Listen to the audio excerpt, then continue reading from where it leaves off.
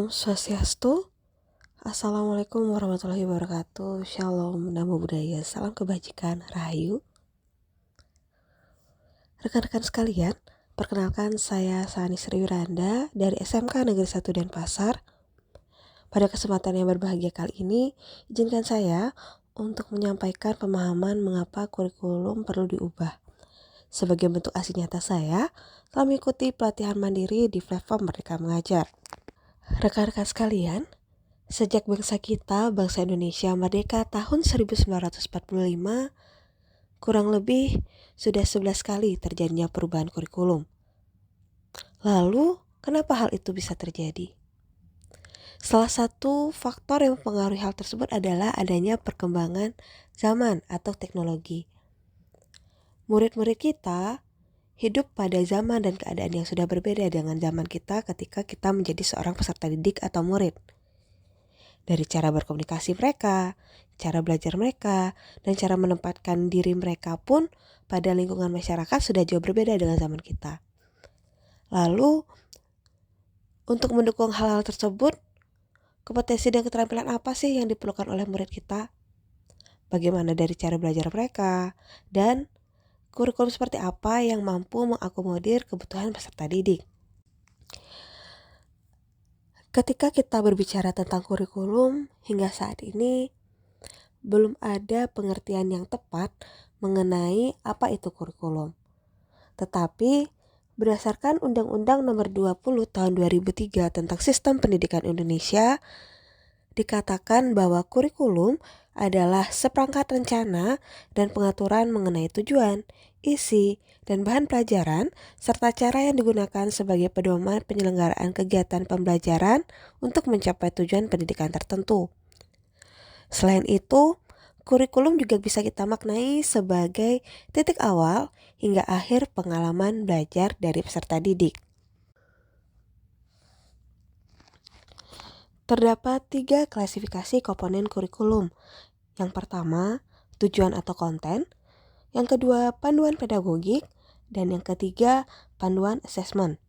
Di mana komponen-komponen inilah yang dapat digunakan untuk mendesain dari suatu kurikulum. Dari kompetensi yang akan dimiliki siswa, sampai proyeksi masa depan dan bagaimana cara untuk mewujudkannya. Rekan-rekan sekalian, dari ketiga komponen tersebut bisa kita lihat bahwasanya murid atau peserta didik adalah inti dari pengembangan kurikulum.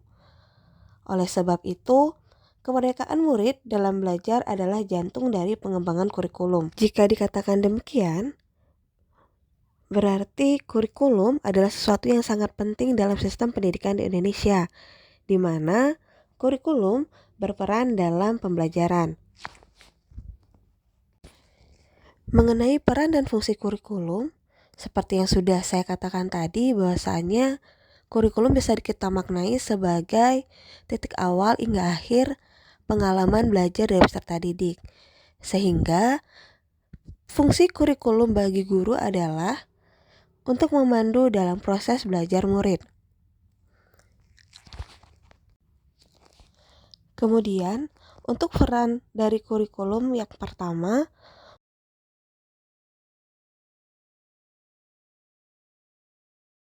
untuk mewariskan nilai budaya yang relevan dengan masa kini.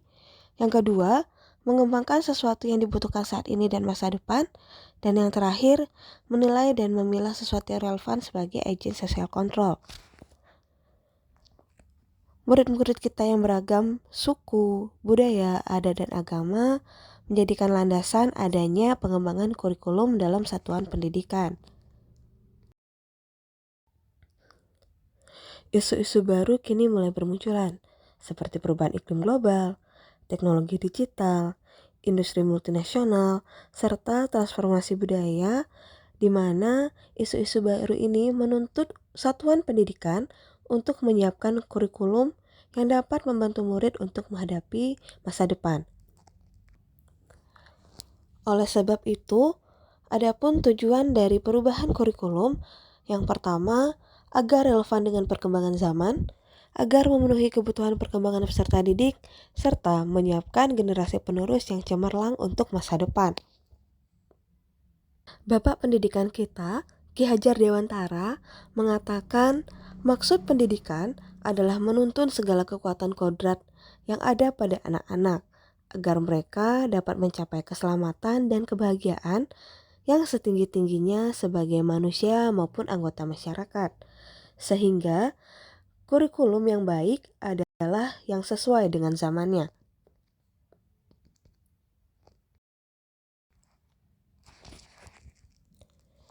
Rekan-rekan sekalian, ada sebuah pepatah mengatakan, "It takes a village to raise a child."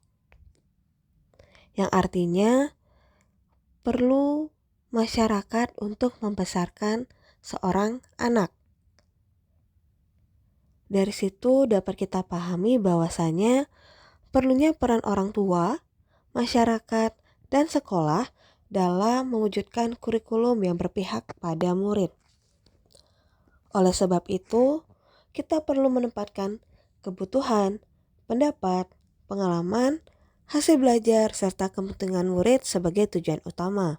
Untuk itu, pemerintah Republik Indonesia melalui Kemendikbudristekdikti mengembangkan kurikulum merdeka sebagai upaya untuk menjawab kebutuhan akan perubahan kurikulum yang sesuai dengan kebutuhan murid, karakteristik sekolah, serta perubahan zaman. Implementasi kurikulum merdeka dengan semboyan Merdeka Belajar menjadi jawaban yang sesuai karena mengandung 5 prinsip pembelajaran paradigma baru sebagai berikut. Yang pertama, mempertimbangkan kebutuhan pencapaian pembelajaran murid saat ini dan memfasilitasi perbedaan kompetensi murid melalui konsep pembelajaran diferensial. Yang kedua, membangun kapasitas pembelajaran murid untuk menjadi pembelajar sepanjang hayat. Yang ketiga, mendukung perkembangan kognitif dan karakter murid, serta menyeimbangkan penguasaan kompetensi dan budi pekerti yang luhur. Yang keempat, menyesuaikan konteks pembelajaran dengan kehidupan murid, menyesuaikan dengan karakteristik murid guna menyiapkan mereka menghadapi masa depan dengan bekal yang ideal. Yang terakhir, mengarah pada masa depan yang berkelanjutan, mendorong para murid menjadi pembelajar sepanjang hayat yang tanggap terhadap perubahan zaman. Bapak Ibu guru sekalian, sekian pemaparan saya mengenai mengapa kurikulum perlu dirubah. Apabila ada salah kata, saya mohon maaf. Saya tutup dengan para mesanti. Om Santi Santi Santi Om. Wassalamualaikum warahmatullahi wabarakatuh. Salam sejahtera bagi kita semua. Rahayu.